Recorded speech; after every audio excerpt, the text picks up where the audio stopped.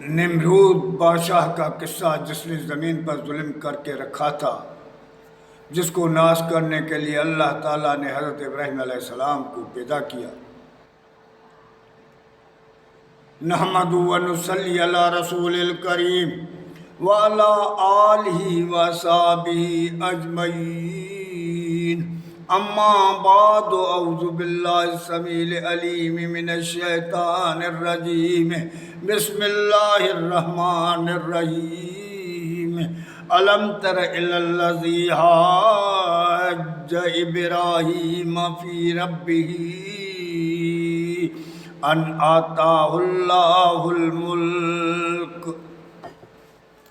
آج میں آپ کو اس چیز کی وضاحت کر رہا ہوں، وہ قصہ بتا رہا ہوں جو حقیقت ہے، جو ایک نمرود ظالم سرکش بادشاہ کا تھا، جو متکبر تھا، جس نے زمین پر ظلم کی بازار گرم کر رکھی تھی، جس کو مٹانے کے لیے اللہ تعالیٰ نے حضرت ابراہیم علیہ السلام کو پیدا کیا۔ یہ نمرود کون تھا؟ یہ نمرود جو ہے حضرت نوح علیہ السلام کی اولاد میں تھا۔ اس کا نسل ایسے تھا، نمرود بن کنان بن کوش بن سام بن نوح، یعنی نوح کے کوئی کہتا ہے 7ویں 6 یعنی اولاد میں سے یہ تھا۔ اللہ نے 4 بندوں کو پوری کائنات کی بادشاہی دی تھی۔ ان 4 بندوں میں سے 2 بندے اللہ کے نیک صالح بندے تھے، جس نے زمین پر عدل انصاف کو قائم کیا اور اللہ کے قانون کو اوپر لے کر آئے، اور ایسے قانون ایسے چل رہا تھا کہ شیر بکری کٹھے تھی، کوئی کسی کی مجال نہیں تھی کہ زمین پر کسی پر ظلم کرے۔ اور 2 بندے ایسے بادشاہ اللہ تعالیٰ نے زمین پر بنائے جو ایسے سرکش اور ظالم متکبر تھے، جن نے زمین پر ظلم اور ستم کی بازار گرم کر رکھی تھی، اور غریب پر ظلم کیا جاتا تھا، مظلوم کو کچلا جاتا تھا۔ وہ دونوں ظالم بادشاہ تھے جو کافر تھے، اور 2 اللہ کے نیک صالح نبی تھے۔ ان میں سے ایک حضرت ذوالقرنین، دوسرا حضرت سلیمان۔ یہ دونوں علیہ السلام، یہ دونوں اللہ کے پیارے محبوب بندے تھے، جن نے زمین پر عدل و انصاف کو قائم کیا۔ 2، ایک نمرود، ایک بخت نصیر، یہ دونوں سرکش ظالم اور جابر بادشاہ تھے، جن نے زمین پر ظلم اور ستم کیا اور غریبوں کو لوٹا اور ان کو طرح طرح کی تکلیفیں دی، جن کو میں سے نمرود ایک تھا، جس کو ہلاک کرنے کے لیے اللہ تعالیٰ نے حضرت ابراہیم علیہ السلام کو بھیجا، کیونکہ زمین پر جب بھی ظلم ہوتا ہے تو اللہ تعالیٰ اس کے لیے کوئی نہ کوئی چیز بنا کر بھیجتا ہے۔ جیسے فرعون نے ظلم کیا تو اللہ تعالیٰ نے حضرت موسیٰ کو بھیجا، اذهب إلى فرعون إنه كان طاغيا، تم فرعون کے پاس جاؤ، اس نے ظلم طاغوت بن گیا ہے، زمین پر ظلم اور ستم کرتا۔ تو نمرود بھی جو اس کے پاس جاتا تھا تو پہلے تو ان سے پوچھتا تھا تیرا رب کون ہے، تیرا اللہ کون ہے؟ جو کہتا تھا اللہ تو اس کو ختم کر دیتا تھا، جو کہتا تھا تم تو اس کی عزت افزائی کرتا تھا۔ حالانکہ اللہ کو تو مانتا تھا، اللہ کے کبریائی کو بھی مانتا تھا۔ کیوں کہ ان لوگوں نے وہ مورتیں تصویریں بنا کے رکھی تھی، وہ اس لیے بنا کے رکھی تھی کہ یہ ہمیں اللہ کے قریب کریں گے، جس کو ہم فارسی میں بت کہتے ہیں، اور ہمارے زبان میں وہ چیزیں جس سے ہم محبت اور عشق کر کے اس کا تصور دل میں رکھ کر اور اس کی مورتی بنا کر اس کے طرف متوجہ ہو جائے، اور عربی میں اس کو صنم کہا جاتا ہے۔ یہ ان کے پاس تصویریں جس کو بت کہتے ہیں بہت سارے تھے، ان کا واپار ہوتا تھا اور ہر گھر میں وہ تصویریں موجود ہوتی تھی جن کا وہ وسیلہ بناتے تھے۔ وہ کہتے تھے ما نعبدہم الا یقربونا الی اللہ زلفیٰ، ہم ان کی عبادت نہیں کرتے ہیں لیکن یہ ہمیں اللہ سے قریب کرتے ہیں، اس کا مقصد ہے اللہ کو تو مانتے تھے۔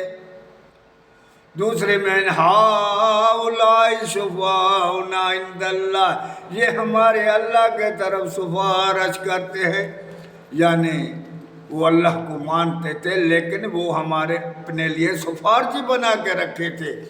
اور زمین پر کیونکہ جس کا سفارشی ہوتا ہے نا وہی ظلم کرتا ہے۔ دنیا میں بھی دیکھو، اگر چور ہے، ڈاکو ہے، اس کا کوئی سہارا نہیں ہے، جو اس کے لیے سہارا بن جائے، کوئی نواب کوئی وڈیرا جو اس کو بچانے کے لیے بیٹھا ہے تو وہ یہ کام نہیں کرے گا، کیونکہ حکومت اسی وقت اس کو ختم کر دے گی۔ اس لیے ان کا سہارا ہوتا ہے، جب سہارا ہوتا ہے تو وہ زمین پر ظلم ستم کرتے ہیں۔ تو ان لوگوں نے بھی زمین پر ظلم ستم کر کے یہ تصویریں بنا کے رکھی تھی کہ یہ ہمیں اللہ سے بچائیں گی، چھڑائیں گی۔ تو اس کا یہ عقیدہ تھا تصویروں والا، بتوں والا، جس کو ہم بت فارسی میں کرتے ہیں، کیونکہ اب تو ہم فارسی نہیں ہیں، اب ہمیں یہ فارسی کے لفظ سارے نکلنے چاہیے ہمارے سے، کیونکہ جب تک یہ فارسی کے لفظ ہمارے میں موجود ہے ہمیں ہدایت کا راستہ نہیں آئے گا، کیونکہ ہم اس میں ڈوب جائیں گے۔ جو بے خبر لوگ ہیں ان کو پتہ ہی نہیں، وہ بت تو نہ جانے کیا سمجھ کے بیٹھے۔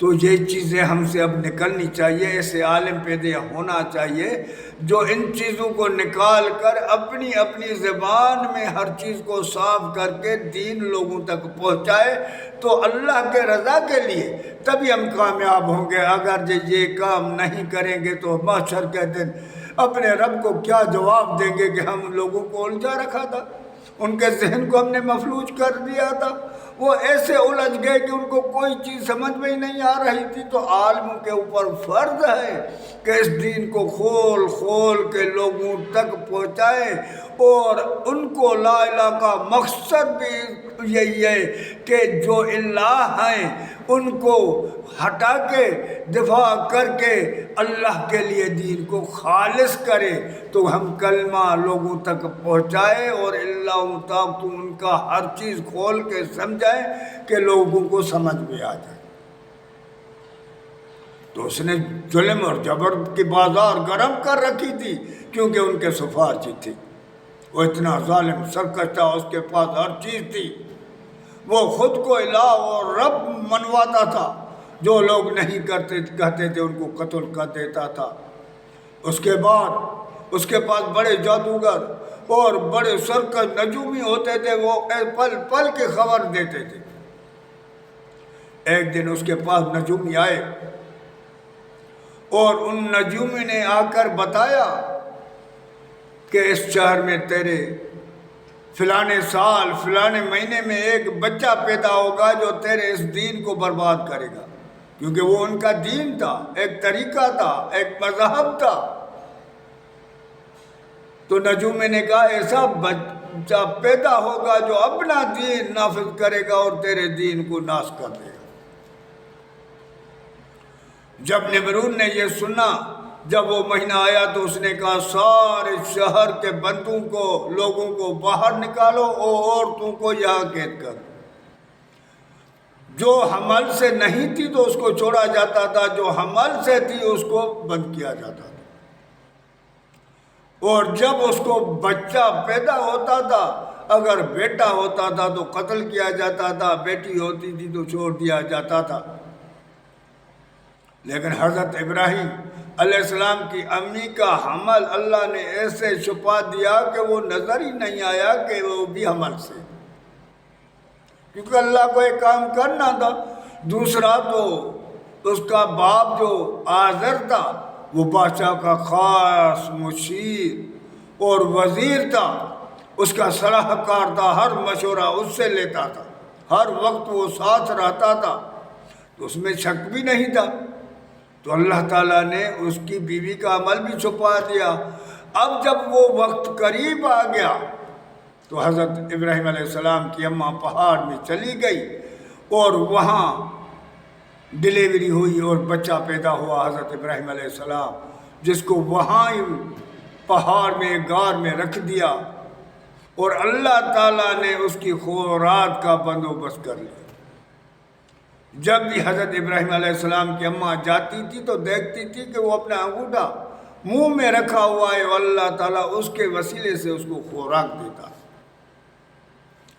بہرحال وہ بڑا ہو گیا، جب 14-15 سال کا ہو گیا تو اس نے کہا امی میرا، وہ ماں جاتی تھی وقفاً جاتی تھی، تو ابراہیم علیہ السلام نے کہا اب میرا دم گھٹ رہا ہے، مجھے باہر لے چلو۔ تو جب حضرت ابراہیم علیہ السلام کو باہر لایا گیا تو اس کی ایسی باتیں میٹھی تھی کہ لوگ اس کے باتوں سے متوجہ ہونے لگے، ان کی باتیں ان کو پسند آنے لگی کہ ایسے باتیں کر رہا تھا۔ تو اس کا باپ جو تھا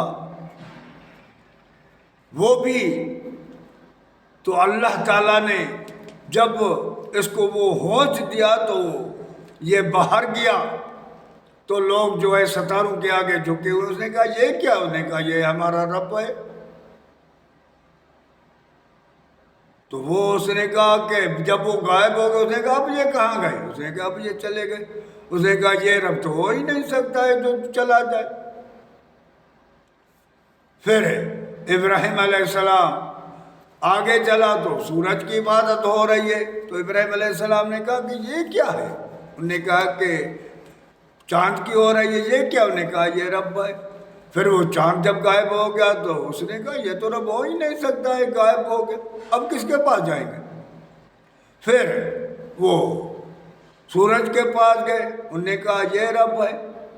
جب وہ بھی غائب ہو گیا، اس نے کہا یہ رب کیسے ہو سکتا ہے جو غائب آئے جائے، یہ نہیں ہے، مگر رب تو وہ ہے جس نے ان کو بنایا۔ اب ان کے ذہن ادھر ادھر ہو گئے، تو اس نے اس عمر میں ہی اپنے باپ سے تبلیغ شروع کی۔ اللہ تعالیٰ فرماتا ہے وَاذْكُرْ فِي الْكِتَابِ إِبْرَاهِيمَ إِنَّهُ كَانَ صِدِّيقًا نَبِيًّا إِذْ قَالَ لِأَبِيهِ يَا أَبَتِ لِمَ تَعْبُدُ مَا لَا يَسْمَعُ وَلَا يُبْصِرُ وَلَا يُغْنِي عَنْكَ مِنْ شَيْءٍ۔ وہ اپنے باپ سے مخاطب ہو کر کہنے لگا، اللہ تعالیٰ فرماتا ہے ابراہیم علیہ السلام کا قصہ پیش کیا جو میرا سچا نبی ہے۔ اذ قال النبی، جب اپنے باپ سے مخاطب ہو کر باتیں کرنے لگا، یا ابت لم تعبد ما لا يسمع ولا يبصر ولا يغني عنك شيئا۔ اے میرے ابا جان، آپ کو اللہ نے بڑا عقل دیا ہے، دانا ہے، بادشاہ کا مشیر ہے، بڑی دماغ والا بندہ ہے، کو یہ تو سوچ تو ان کے آگے غلام بنا کیوں بیٹا ہے، ان کے آگے کیوں جھکے ہوئے ہیں جو نہ سنتے ہیں، مالا یسمع ولا یبصر، نہ دیکھتے ہیں نہ سنتے ہیں، ولا یغنی عنک شیئا، نہ کسی چیز میں تمہارے کام آتے ہیں۔ یا ابت انی قد جاءنی من العلم ما لم یاتک فاتبعنی اہدک صراطا سویا۔ اے میرے ابا، میری بات مانو، میں جو آپ کو بات بتا رہا ہوں وہ حق کی بات بتا رہا ہوں، میں اپنے مالک کے طرف سے ایک علم لے کر آیا ہوں، تم ذرا سوچو، دماغ لگاؤ کہ میں کیا کہہ رہا ہوں۔ میں ایسی بات بتا رہا ہوں تجھے جو تجھے پتہ نہیں ہے، میری بات کو مانو جو میں آپ کو سمجھا رہا ہوں، کیونکہ یہی راستہ جو ہے صراط مستقیم کا ہے، یہی حق والا راستہ ہے۔ یا ابت لا تعبد الشیطان ان الشیطان کان للرحمن عصیا۔ اے ابا جان، یہ باتیں جو ہیں نا، شیطان نے تمہیں گھڑ گھڑ کے سمجھائی ہیں، یہ باتیں شیطان کی بنائی ہوئی ہیں جو رحمان کا نافرمان ہے۔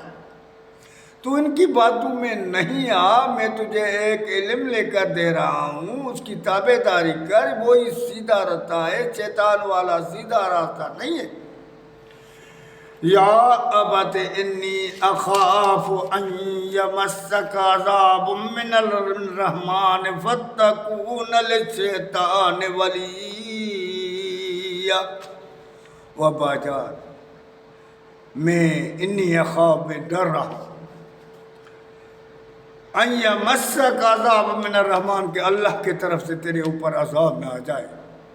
میں ان عذاب سے ڈر رہا ہوں کہ اللہ کو کسی کی پرواہ نہیں ہے، وہ تو بادشاہ ہے، بے پرواہ ہے، وہ نہیں دیکھتا ہے کہ یہ کون ہے، کس کا باپ ہے، کس کا بیٹا ہے، کس کا بھائی ہے، کس کی اولاد ہے، کس کی بیوی ہے، اس کو کسی کی بھی پرواہ نہیں ہے۔ ابا جان، میں ڈر رہا ہوں کہ تیرے اوپر اللہ کا عذاب نہ آ جائے، کیونکہ تو شیطان کا دوست بن گیا ہے، اس راستے کو چھوڑ۔ قال اراغب انت عن آلہتی یا ابراہیم لئن لم تنتہ لارجمنک وہجرنی ملیا۔